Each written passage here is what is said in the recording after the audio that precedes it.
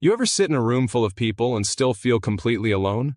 Like you're surrounded by voices, laughter, conversations happening everywhere, and yet something inside you feels hollow. Like nobody actually sees you. Nobody actually knows you. And the scariest part is, you're not even sure the last time someone really did. That feeling is more common than you think. And it's not because you're broken. It's not because you're too much or too little or somehow fundamentally unlovable. It's because most of us have never been taught how to actually connect with another human being on a level that matters. Here's what nobody tells you. Most conversations we have every single day are completely surface level. The weather, work, weekend plans, what did you eat, how's the family, fine, good, busy. And we go through years, sometimes decades, having thousands of these exchanges and walking away feeling like we're still strangers to the people closest to us. And that gap, that invisible wall between you and the people you care about most, it costs you more than you realize. It costs you sleep. It costs you peace. It costs you that deep sense of belonging that every human being is wired to need. Now, before we go any deeper into this, I want to mention something. There is a program linked down below in the video description that goes far beyond what we're covering today. People who have gone through it have reported complete transformations in how they connect with others, in ways that used to take them years to figure out on their own. The demand for it has been extraordinary. And honestly, not everyone takes that step because most people prefer to stay comfortable. If that's you, no judgment, but if you're the kind of person who doesn't settle for surface level in life either, you might want to check it out before you finish watching this. Now, let's talk about what's really going on. Think about the last real conversation you had. Not the small talk, not the catching up, a real one. Where you said something true, something vulnerable, something that felt like a risk, and the other person actually received it. Where time disappeared. Where you felt genuinely understood, where you walked away feeling lighter somehow, like something heavy had been lifted. When was that? For most people, the honest answer is either a very long time ago or never, and that's heartbreaking. Because that kind of connection, the kind that makes you feel less alone on this planet, is not only possible, it's available to you right now. With the people already in your life, studies on human bonding consistently show that the depth of a relationship is almost entirely determined by the depth of the conversations within it. Not by how long you've known someone, not by how many experiences you've shared, by how deeply you've talked. That means you could know someone for 20 years and still feel like a stranger to them. You could meet someone and within one real conversation feel like they've known your soul your entire life. That's not magic. That's science. That's how the human brain works. When we have shallow conversations, the brain registers the interaction as low value, low emotional investment. The connection stays at arm's length. But the moment a conversation goes deeper, the moment real honesty enters the room, the brain releases oxytocin, dopamine, the same neurochemicals involved in trust, bonding, and love. You literally feel it physically, that warmth, that ease, that sense of finally. Here's the pattern interrupt you need to hear. You don't need more time with people to build better relationships. You need better conversations. Most people think connection is built through proximity, through years, through showing up consistently. And while those things matter, none of them create depth on their own. You can share a home with someone and feel miles apart. You can text someone every day and still not know what's really going on inside them. Depth is created through specific kinds of conversations, and once you understand what makes a conversation deep, you can replicate it anywhere, anytime, with almost anyone.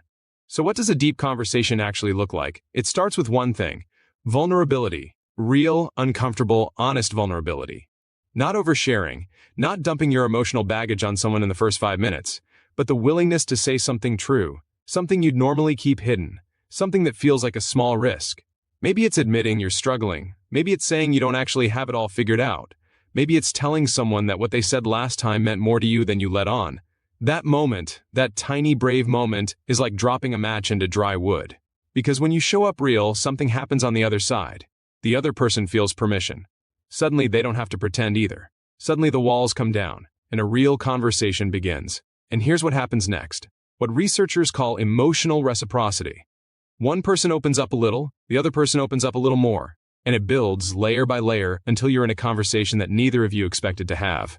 One you'll both remember for years. Think about the friendships that have meant the most to you. The relationships that have carried you through the hard times. I would bet everything that those relationships were built, not during the easy moments, but during the honest ones.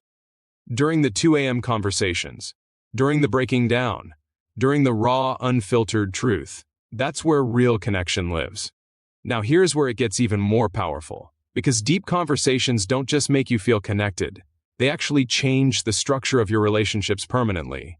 When you have a genuinely deep conversation with someone, something shifts in how you see each other. You stop being acquaintances. You stop being colleagues or distant relatives or people who happen to know each other. You become something different. You become someone who has seen and been seen. And that changes everything. It changes how much you trust each other, how quickly you reach out when something goes wrong, how safe you feel being honest in future conversations. It creates a kind of relational memory that doesn't fade easily. This is why some people can go months without talking and pick up exactly where they left off. Because the depth they created was real. Depth doesn't expire the way surface connection does. Now let me paint this picture even clearer. Imagine two versions of your life running side by side.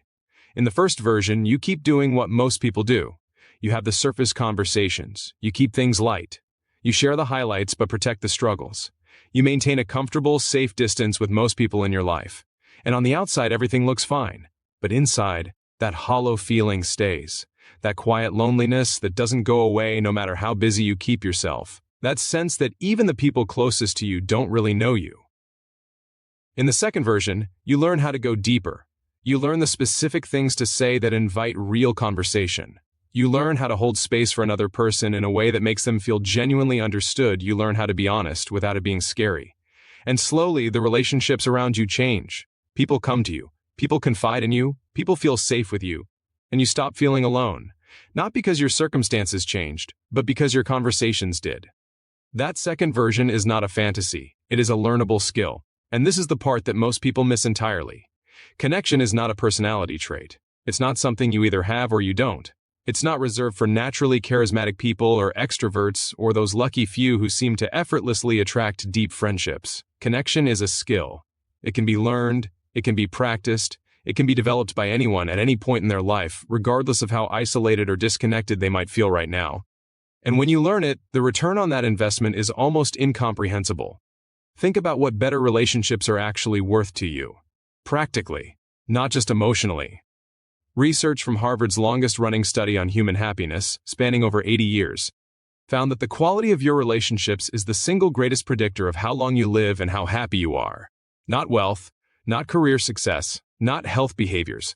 Relationships, which means every shallow relationship you leave deep is not just an emotional cost, it's a cost to your actual life outcomes. Your health, your resilience, your ability to navigate difficulty, your career. Because the most successful people consistently cite their networks and meaningful relationships as their biggest asset. And here's what stops most people from going deeper in their conversations. Fear, plain and simple. Fear of being judged, fear of being rejected. Fear that if someone really sees you, the real you, with all your mess and your doubts and your failures, they won't stick around. So you stay safe, you keep it light, you laugh at the right moments, you say you're doing great when you're not, and the wall stays up. But here's the truth that changes everything. The version of you that you're protecting people from, that's actually the version people connect with most deeply. The messy parts, the uncertain parts, the parts you've tried to hide, because those are the parts that make you human. And being human is the only thing another human being can truly connect with. So the question isn't whether you're capable of deep connection. You already are. The question is whether you're willing to take the first step. Whether you're willing to be the one who goes first, because someone has to.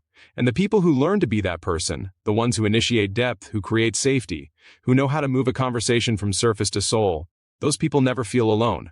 They build relationships that carry them through everything. They become someone people genuinely need in their lives. And that's not accidental, that's intentional. That's learned. If you're watching this, and something in you is saying, yes, this is exactly what I've been missing, then the program link down below in the video description was made for you. Everything we touched on today only scratches the surface of what's inside it. The people who don't take that step usually tell themselves they'll figure it out on their own. Maybe they will. But most of them come back months later wishing they hadn't waited. The link is right there. The decision is yours. And the life with deeper, more meaningful relationships than you've ever experienced is closer than you think.